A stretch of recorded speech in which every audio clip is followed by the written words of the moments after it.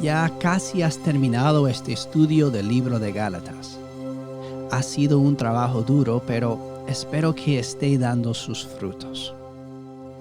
Cuando hablamos de que el trabajo duro da sus frutos, debería recordarnos lo que Pablo dice aquí al final del libro. Hace referencia a un dicho común, que cosecharemos lo que sembramos. La frase es común y solemos decirla cuando alguien sufre las consecuencias de sus acciones. Recibes lo que pones. Cuando te esfuerzas en aprender a hacer algo nuevo, por ejemplo, es decir, siembras con esfuerzo, cuando llega el momento de cosechar o de recoger los frutos, compruebas que tus habilidades han mejorado y que el esfuerzo ha merecido la pena. Pero en este contexto, ¿no suena esto a salvación por obras? Si no hemos estado prestando atención a las lecciones de Gálatas hasta ahora, podríamos pensar que Pablo está diciendo que nuestro duro trabajo haciendo buenas obras dará sus frutos cuando seamos salvados por ellas. Pero sabemos que Pablo no se refiere a eso en absoluto. Sin duda, no se retractaría de lo que él mismo se ha esforzado tanto por sembrar entre ellos durante toda la carta. En cambio, vemos que Pablo dice que el que siembra para el Espíritu cosechará del Espíritu la vida eterna. Espero que lo que hemos aprendido hasta ahora dé sus frutos ahora. Que nuestro trabajo de aprendizaje de Pablo durante las últimas semanas dé sus frutos. El trabajo duro de quien se verá recompensado al final. El trabajo de Dios. Dios ha hecho la obra de la salvación y ha sembrado en el Espíritu Santo a través del bautismo, un pueblo santo que está creciendo en Cristo. Pablo fue el instrumento para sembrar esa semilla entre ellos. El Espíritu obró a través de su predicación del Evangelio entre ellos. Estos maestros de afuera quieren cosechar las recompensas de enseñar a los Gálatas a seguir las leyes judías sobre el cuerpo. Pero Pablo ya ha plantado las semillas del Evangelio en Galacia. Entonces, ¿qué tipo de resultado debe esperar Pablo de ellos?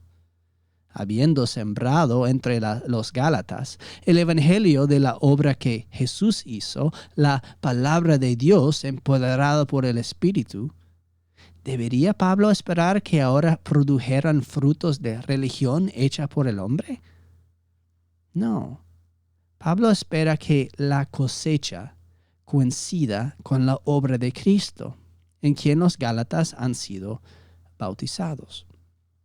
Espera la reconciliación, el servicio mutuo y el fin de la división que ha provocado esta controversia. Y espera que los Gálatas vuelvan a la esperanza del Evangelio y a los frutos del Espíritu Santo. Pablo quiere sanidad en su iglesia. Espera ver un ejército marchando al compás del Espíritu, mostrando los frutos del Espíritu.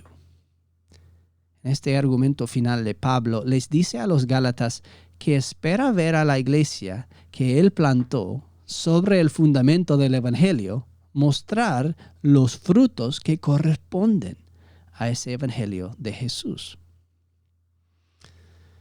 Espero que, al igual que los Gálatas, tú hayas escuchado de nosotros el Evangelio de Jesús y que esté dando fruto en tu propia vida, de acuerdo con la maravillosa obra que Cristo ha hecho por ti. Espero que Cristo haya estado obrando en ti a través de su palabra. Hay un último aspecto importante en estos versículos del que me gustaría hablar. Es que la vida cristiana, como Pablo la describe aquí, no puede vivirse aisladamente. Esta es una de las mayores diferencias entre la ley, tal y como la entendían estos legalistas, y la ley de Cristo. También fue uno de los desacuerdos clave entre católicos y luteranos en la Reforma. Las buenas obras, tal como las describe la ley de Dios, se resumen en la palabra amor. La palabra amor, por definición, no puede cumplirse aisladamente. Un monje que vive solo en una cueva del desierto, lejos de los demás, no está soportando las cargas de los creyentes, ni cumpliendo la ley de Cristo. Cumplir las leyes alimentarias e insistir en un día concreto de la semana no se centra en última instancia en el bien del prójimo, sino en uno mismo. La circuncisión no ayuda a nadie más que a uno mismo. Seguir a Cristo es lo contrario de centrarse en uno mismo. Significa mantener tus ojos en Jesús y servir a otros como si estuvieras sirviendo a Jesús al hacerlo, porque lo estás haciendo. La salvación, según el Evangelio, está totalmente fuera de uno mismo, extra nos. Es algo que otro hizo por ti. Las buenas obras, según el Evangelio, no son acciones realizadas para uno mismo, sino para los demás. Eso significa que la vida cristiana no puede vivirse aislada del cuerpo de creyentes y de la iglesia. No se puede ser un cristiano fiel y estar desconectado de la comunidad de la fe. Sería menos sucio si no tuvieras que lidiar con las cargas apestosas y feas de tus hermanos y hermanas cristianos. Pero no sería la ley de Cristo, porque Él se hizo uno de nosotros y vivió justo en medio de todo. Jesús no era un monje y no nos llamó a ninguno de nosotros a vivir de esa manera. Todo lo contrario. ¿Cómo puedes amar a tu prójimo en Cristo si lo ignoras?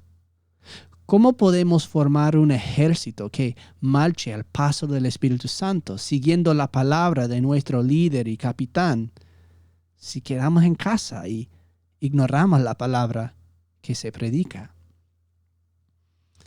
Vivir con otros cristianos es difícil.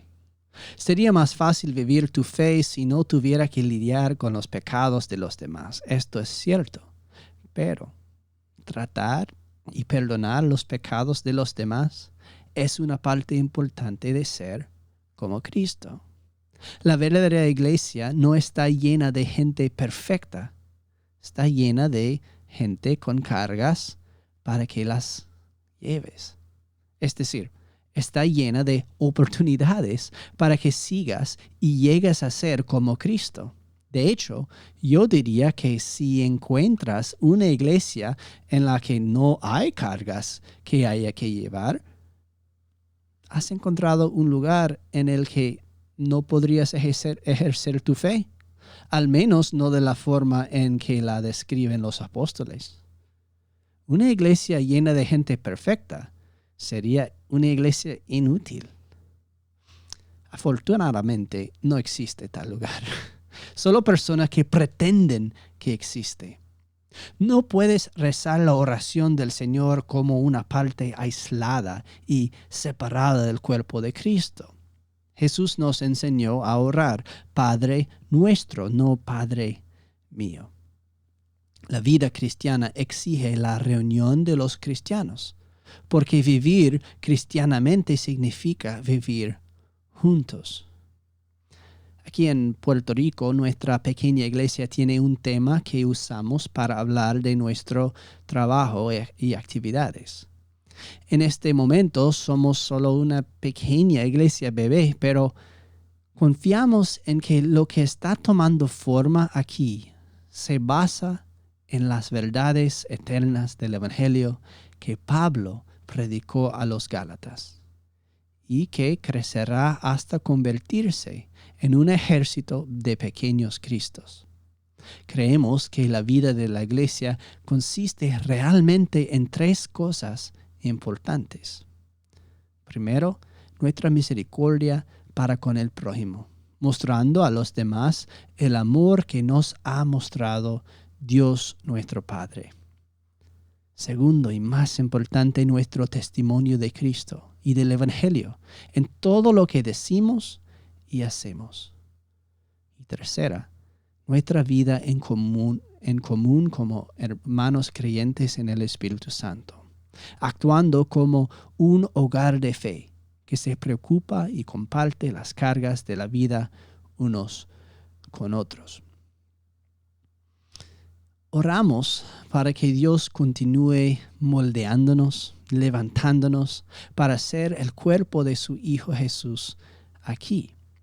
Y te invitamos a ti, si no estás conectado a un cuerpo de fe en el cual el Evangelio está en el centro de todo, y en el cual las cargas de todos son llevadas en amor, en perdón y misericordia, a que hables con nosotros o uno de los demás que están aquí para ser parte de nuestra comunidad de fe, centrada en Cristo, aquí en Puerto Rico o en cualquier parte del mundo, donde el Evangelio está siendo proclamado en su verdad y pureza por la Iglesia Luterana Confesional.